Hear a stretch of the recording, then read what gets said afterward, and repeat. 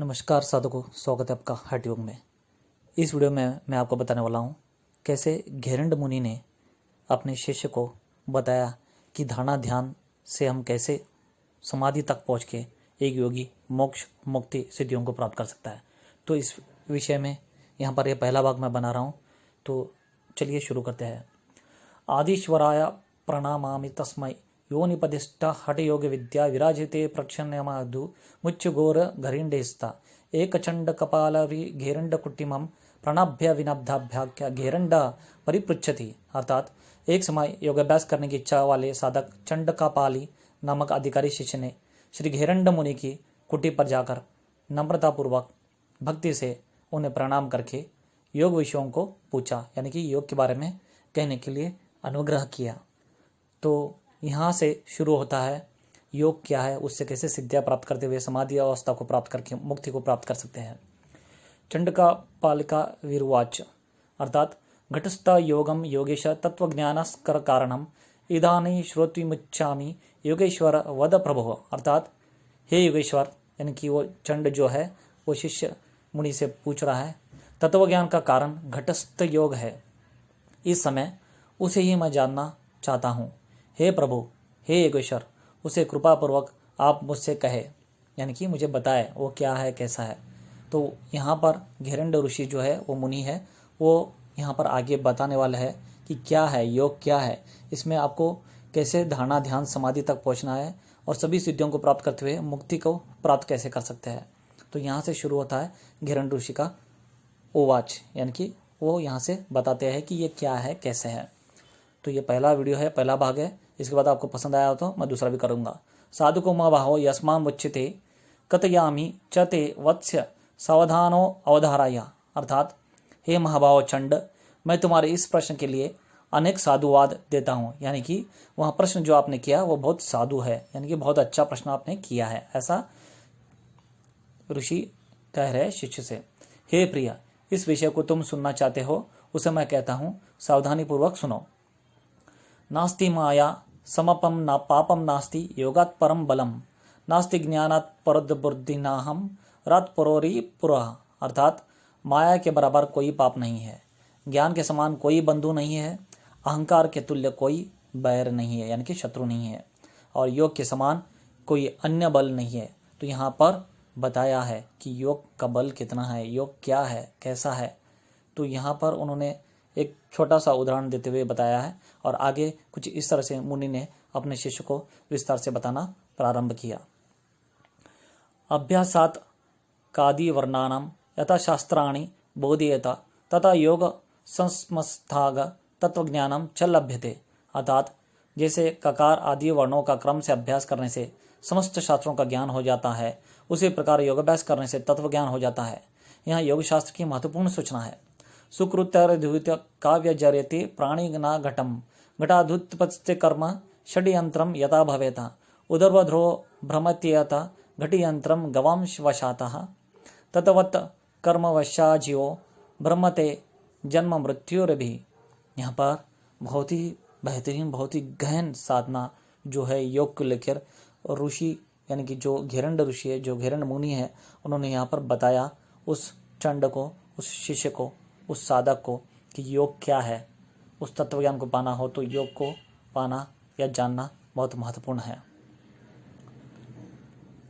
पुण्य पाप के कार्यों में प्राणियों के शरीर उत्पन्न होते हैं। शरीरों से कर्म का आविर्भाव होता है, तदनंतर कर्म से शरीर उत्पन्न होता है।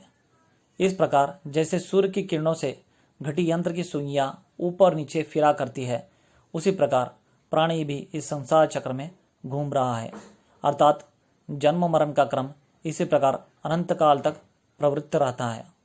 अथवा बैलों की गति से रहेंट जैसे ऊपर नीचे चक्कर लगाया करता है, ऐसे ही जीव घूमा करता है। घड़ी तथा रहेंट इन दोनों उपमानों से अर्थ संगत होता है। तो यहाँ पर उन्होंने उदाहरण दिया और उसका श्लोक बताया। यहाँ पर आम कुंभवी वाम्बस्तो जीर्यमानम सदा घटः योगान लेन संदेह घट शुद्धिम समाचरेतः। यहाँ पर मुनि ने बताया बहुत ही गहन साधन जो योग के बारे में है, वो कुछ इस तरह से।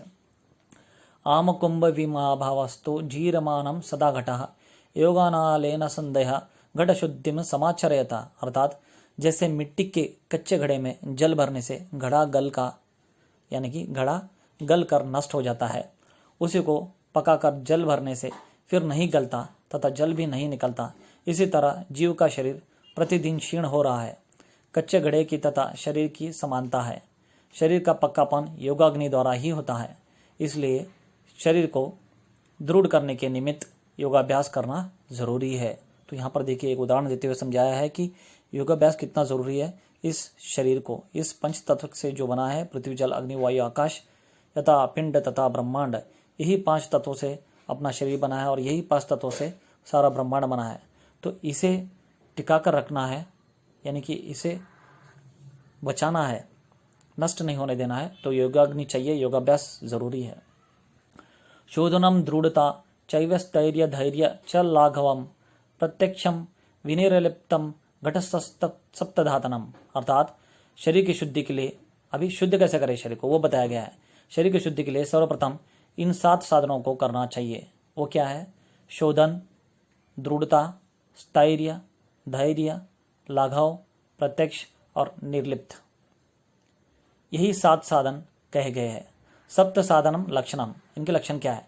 षड्कर्मणा शोधनम च आसनेन भवेद दृढ़म मुद्रया स्थिरता च प्रत्याहारेण धीरता प्राणायामालाघ्य च ध्यान प्रत्यक्षमात्मानि समाधीन च निर्लिप्तम मुक्तिरेव च संशया।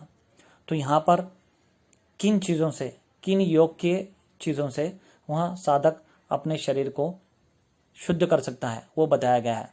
वो उनके लक्षण आगे कुछ इस तरह से बताया गया है। षड्कर्म द्वारा शोधन, आसनों से दृढ़ता, मुद्राओं से स्थिरता, प्रत्याहार से धैर्य, प्राणायाम से लाघव यानी कि हल्कापन और स्फूर्ति, ध्यान से देह पदार्थ का प्रत्यक्ष दर्शन तथा समाधि द्वारा निर्लिप्त आसक्ति रहित होता है। इस क्रम से अभ्यास करने से अंत में निश्चित रूप से मोक्ष प्राप्ति होती है।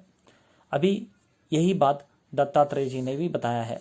दत्तात्रेय संहिता में कहा गया है, यमश्च निश्चयमश्च आसनम च ततः परम प्राणायश्च चतुर्थस्त्यात्त प्रत्याहारश्चम षष्ठिति तु धारणा प्रोक्त ध्यानम सप्तमम मुच्यते समाधिरष्टम उक्तम सर्व प्रंड फलातः। अर्थात दत्त संहिता में दत्त मुनि ने, यानी कि दत्त भगवान ने, दत्तात्रेय भगवान ने भी यही योग के बारे में बताया है कि यम, नियम, आसन, प्राणायाम, प्रत्याहार, धारणा, ध्यान, समाधि, यह 8 अंग से कैसे हम मोक्ष तक पहुंच सकते हैं। एवं अष्टांगम योगम च यज्ञवल्क्यादयो विदुः। क्षमा चाहते हैं। अर्थात यम, नियम, आसन, प्राणायाम, प्रत्याहार, धारणा, ध्यान और समाधि, या 8 योग अंग सभी पुण्य फलों को देने वाले हैं।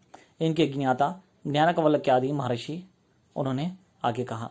प्रथमोपदेश ऐसा ही कहते हैं और यही बात कहते हैं पतंजलि मुनि भी। यम नियम आसन प्रत्याहार प्राण धारणा ध्यान समाधि योग अग्नि निरंतरतम में भी कहा है। आसनम प्राण संदेरम प्रत्यारक्ष धारणम ध्यान समाधि रेतन योगन अग्नि वदंती है भटा।